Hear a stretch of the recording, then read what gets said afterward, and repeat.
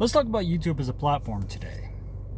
Welcome back to Car Chat. I'm Gerald Rogers, and you're on the Workshop Him. And I really just want to talk about YouTube in general, because YouTube is one of those things I've been using for upwards of 13 years. Believe it or not, I have been on this platform for 13 years. I have put out videos 13 years ago. Then I took like a huge gap because Fraps was terrible. My laptop melted down, and there was no real point.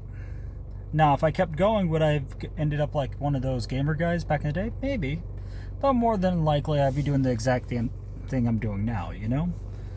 It's very interesting of a platform that has grown over time, and yet I've seen it kind of degrade to the point where all the content you see now is like highly polished, highly edited, very niche-driven, very point, very hook-grabbing. And I don't think it needs to be that way. You see, we're at the point now where YouTube has become a complete career base. It's become an entire business economy. And everything has to be utterly managed and perfected. Like, you have to cut down and trim through the fat. And this creates a strange parallelism of reality.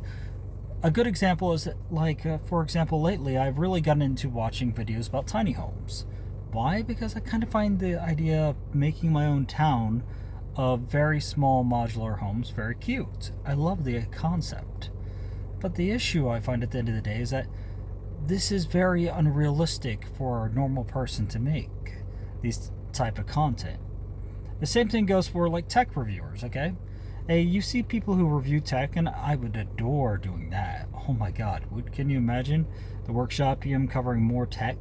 But the fact of the matter is just, I don't have the budget for that. And I have to look at these people, and I'm like, how much of an initial startup did they put into their channel in order to get the final output?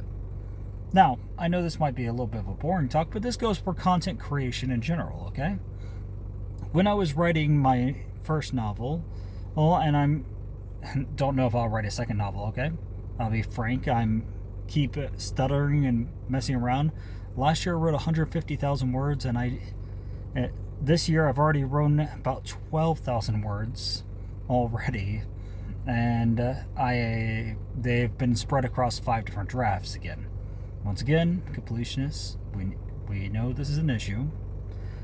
But yeah, man, it's like it creates this false view of reality when we talk about YouTube and with these insanely high budgets and editing standards and vice versa, to the point that I can't really think that this is a real thing, you know? We all see it, we all listen to it, and then we have to think, why are they telling us this? Why are they showing us this? Are they being paid? Are they not being paid? And the adverts have become so blurred into the content that we can no longer tell where reality begins and where the advert ends. Does that make sense? And it's even like in the entire creator economy where people try to communicate and such. Yeah, let's go back to the book example, because I really need to tap on that, okay? I was reaching out for cover artists, and I eventually found a friend of mine who does tattoos who did the cover, and it's very, very, very generic looking, okay? But I only paid him $50 because that's all I had, and the book has turned around $10. You see the kind of the issue there? Other cover designers were asking for $300 for a generic pre-made template. And I mean generic. It was not even an illustration in the slightest. It was a joke. And so I kept looking at AI art, and I was more and more tempted, but there's a big backlash against it, you know? At the same time, if your end product is only going to come up to something that makes less than $10, then why not use AI? It doesn't really make sense to me. You could argue that's unethical, that's stealing. Sure, but the model's already out there. You didn't take it yourself. It's one of those moral, ethical dilemmas that we have to kind of look at and be like, well, yeah, the way this thing was made is dubious, but now it already exists, so what's the harm in already using it if others are already going to use it? It's a catch-22, you see what I mean? You can't be moral while doing it. It's like the same issue as like being an American and you buy coffee, okay? They put up these little stickers on the coffee and they say ethically sourced. Well, we don't know that. We're going off of a big corporation and trusting their word if it's been ethically sourced. And I can guarantee you, somewhere around the line, somewhere down the line, somebody got pushed around and it really wasn't. You know what I mean? And otherwise, these luxuries should cost more. They've traveled halfway across the world, for God's sake. Why the hell are they so cheap? Well, there's somebody getting pushed around in the middleman.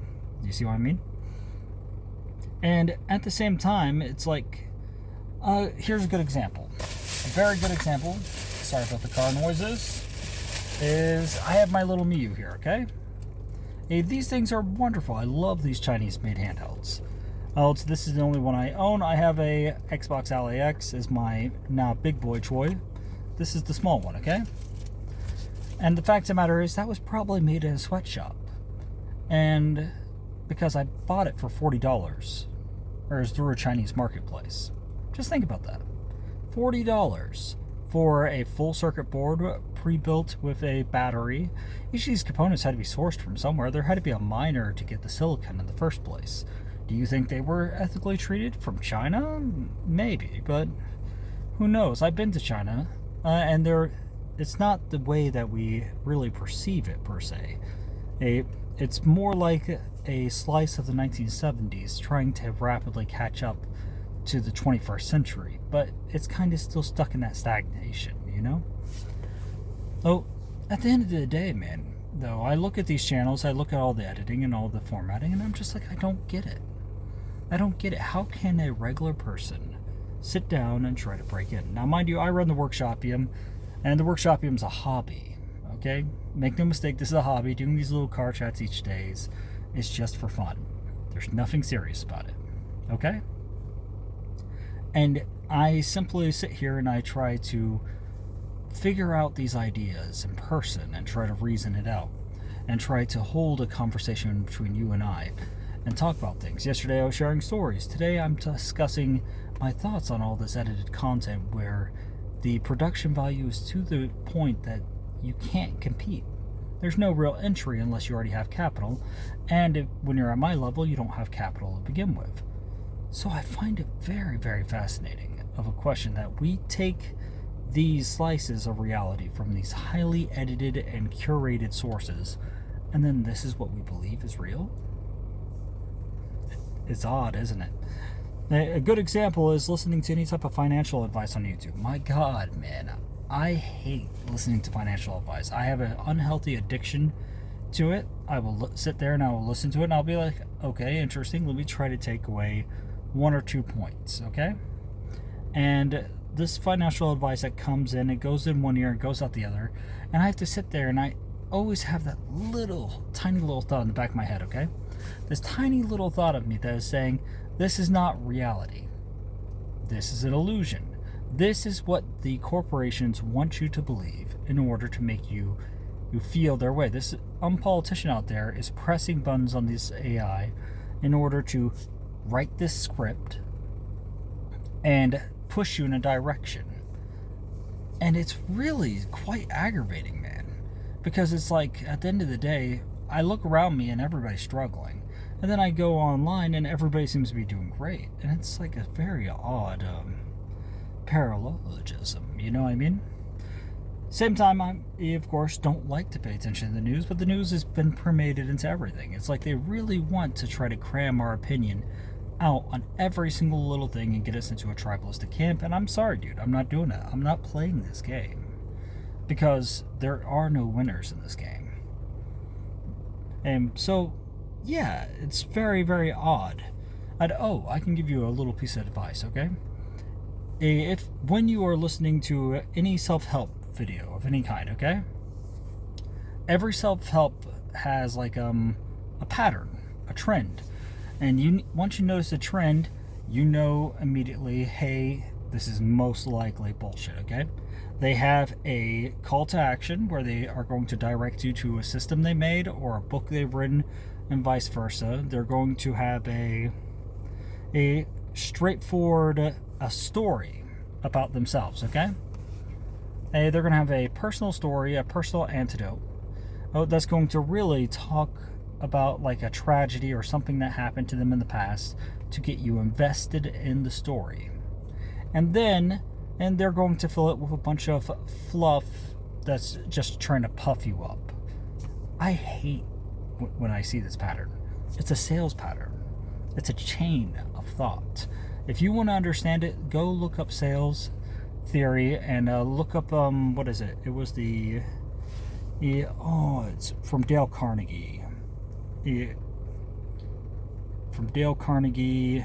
Either way, and you look up the video lectures of Dale Carnegie. They're hard to find. I don't think they're on YouTube. You're gonna have to scour the net for them, but sit down and watch them and find the ice cream metaphor, and you will see that they are forming a chain that is trying to keep you on track. And I see it. I can feel while I'm being manipulated because I can write and I can think these things through, and I despise it, man. It really drives me nuts, you know? So take that piece of advice next time you go on your way and you're browsing through the YouTubes and such. What's another good example? Well, interview content. A lot of time interview content is just a sales pitch in disguise, okay? Hey, there's a channel. Oh man, this is going to cause a little bit of drama, isn't it? But then again, nobody cares who I am. They are multimillionaires. Who the hell gives a damn, okay? There's a channel called Think Media. They released a book. I read through the book. I picked it up at the library, okay? The book is a waste of money. It is like 99% fluff of self-congratulatory bullshit. And I was going through it and I'm like, there was not a single piece of actionable advice inside this book that I can use. I have wasted reading 200 pages of them saying, oh, and then I met up with my friend and I did this, and I met up with my other friend and then we did this. I'm like, but you didn't tell me what you did. You just said we went out to eat at Chili's. That's not telling me jack. You see what I mean? Like, let me give you an example. What I used to do back in the day, when I would go get jobs overseas and I would go do all these random things, is I would go to what was it called? It was called Gaijinpot, and I'd apply on Gaijinpot, and then I would have Skype interviews, and I'd do these Skype interviews, and I like to point out I was a magician at the time, okay? I was a magician living out of a motel. Actually, I was sharing a motel room. It was a quote-unquote hostel in Orlando, but it was a motel, okay? And me and 4 guys are living in there, and it's always a constantly revolving door of who's living with me. I was broke as hell to the point I was trying to live on 1 biscuit a day.